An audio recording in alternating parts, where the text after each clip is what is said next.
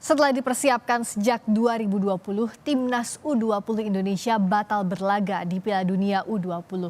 Lantas bagaimana nasib anak-anak asuhan Shin Tae-yong ini selanjutnya? Kita akan membahasnya dengan pengamat sepak bola M. Kusnaini. Bungkus, selamat malam. Dan Friska di sini.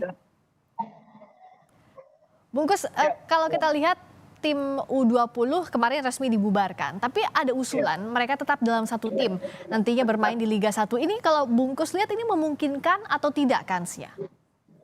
Jadi saya mengapresiasi perhatian dari Pak Presiden Jokowi, ya, ini perhatian yang luar biasa kepada para pemain Timnas U20 yang saat ini secara mental memang kondisinya sangat berat, sesudah mereka dalam tanda petik seperti dibanting begitu ya. Ini situasi yang sangat berat. Keinginan Pak Jokowi untuk mengakomodir harapan para pemain untuk masuk menjadi anggota TNI, Polri, PNS, itu juga hal yang harus diapresiasi.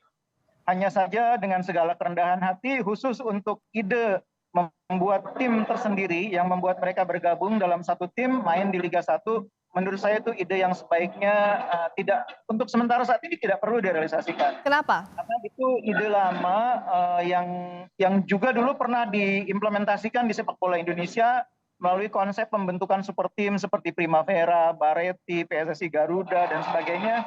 Dan sesungguhnya hasilnya sebetulnya tidak terlalu efektif. Ditambah yang kedua, faktor kedua, situasinya sekarang sangat berbeda. Para pemain yang sekarang bermain di Timnas U20 itu sebetulnya sebagian sudah terikat kontrak dengan klub-klub lain. Mereka berstatus sebagai pemain profesional. Misalnya Ferrari itu sekarang pemain Persija. Kontraknya masih panjang. Kakang itu pemain Persib. Robi Darwis pemain Persib. Hoki Caraka pemain PSS Sleman.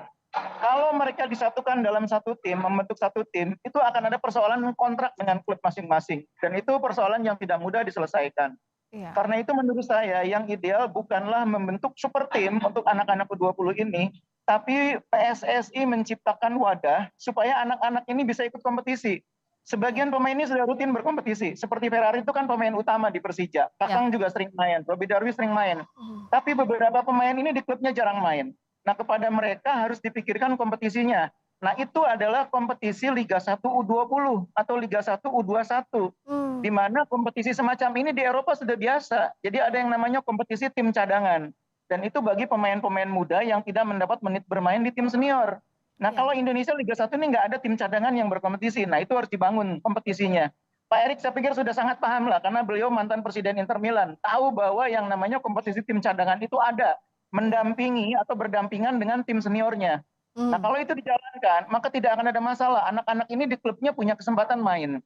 Nah, yang kedua, cara kedua bisa dilakukan PSSI adalah meminta klub-klub menampung pemain-pemain ini. Dan kemudian pemain ini diharuskan mendapat menit bermain. Cuma ini akan ada persoalan, karena pelatih akan keberatan kalau memaksakan pemain harus main. Nah, itu persoalan yang tidak mudah juga diselesaikan. Makanya kalau ada Liga 1 U20 atau Liga 1 U21, itu solusi yang terbaik. Jadi sebenarnya harus diciptakan arenanya, begitu ya Bungkus ya, untuk melatih mereka sejak dini, tidak memaksakan menit bermain di tim senior karena sulit juga, tapi wadahnya. Dan kalau Bungkus lihat saat ini PSSI udah ke arah sana belum blueprintnya yang diamanatkan Presiden Jokowi? Belum pernah mendengar, tapi yang namanya kompetisi itu di mana-mana itu selalu dibikin berjenjang ya. Jadi di bawah kompetisi senior itu ada namanya kompetisi tim cadangan.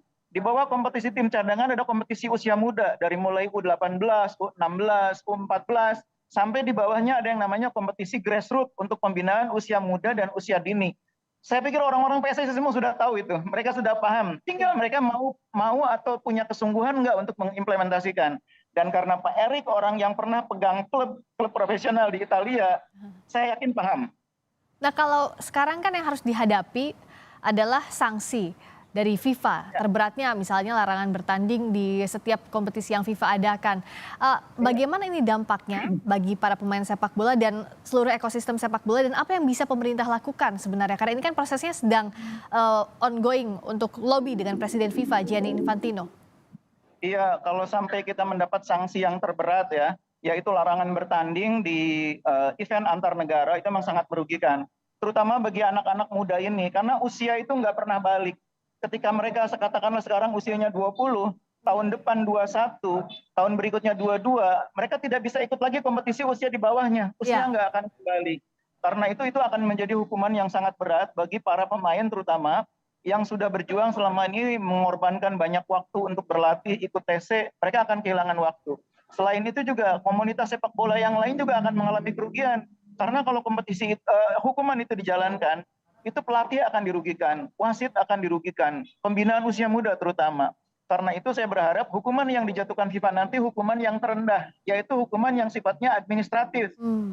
Itu bisa jadi Indonesia dicabut haknya sebagai tuan rumah, nggak bisa ikut, udah itu aja. Atau hukuman di atasnya yang namanya denda, karena FIFA sudah mengeluarkan effort untuk persiapan, FIFA kemudian menjatuhkan denda, nggak apa-apa, itu masih masuk akal. Tapi kalau hukumannya yang berat, dilarang ikut serta di event internasional, itu akan sangat merugikan. Karena itu diplomasi yang sekarang harus dijalankan oleh PSSI melalui Pak Erik dan timnya adalah bagaimana meyakinkan FIFA bahwa situasinya tidak seperti yang digambarkan oleh media. Indonesia bukannya menolak menyelenggarakan Piala Dunia U20. Indonesia tetap siap. Bahkan Pak Presiden saat-saat terakhir sudah bilang, Indonesia siap menerima tim Israel. Indonesia siap menyelenggarakan. Jadi kesalahan Indonesia itu bukan tidak mau menyelenggarakan, tapi FIFA menganggap Indonesia belum siap. Kan beda hukumannya. Kalau kita tidak mau menyelenggarakan, itu namanya kita membangkang. Ini kita tidak membangkang. Kita hanya dianggap tidak siap. Jadi akan berbeda hukumannya, sanksinya. Itu yang harus diyakinkan kepada FIFA. Dan mengembalikan kepercayaan itu sulit kalau Bungkus lihat saat ini. Ya, tergantung bagaimana kita melakukan komunikasi dengan FIFA, menyampaikan keyakinan kita, pemikiran kita, pandangan kita, menyampaikan fakta-fakta persiapan yang sudah kita lakukan, sudah sampai sejauh mana. Itu kan fakta-fakta yang semua orang tahu. Indonesia sudah menyiapkan stadion, Indonesia sudah menyiapkan lapangan latihan. Itu kan menunjukkan bahwa kita siap menyelenggarakan Piala Dunia. Yang menilai kita belum siap itu kan FIFA. Nah, itu yang harus diargumentasikan oleh tim lobby Indonesia, tim komunikasinya PSSI. Ya, kita sama-sama berharap Indonesia tak dijatuhi sanksi, tapi di sisi lain ini jadi momentum betul-betul berbenah. Transformasi sepak bola Indonesia harus diwujudkan dengan kejadian ini. Terima kasih Bungkus. Sama-sama Brisa. Bungkus Naeni, pengamat sepak bola telah bergabung di Sapa Indonesia Malam. Terima kasih, selamat malam.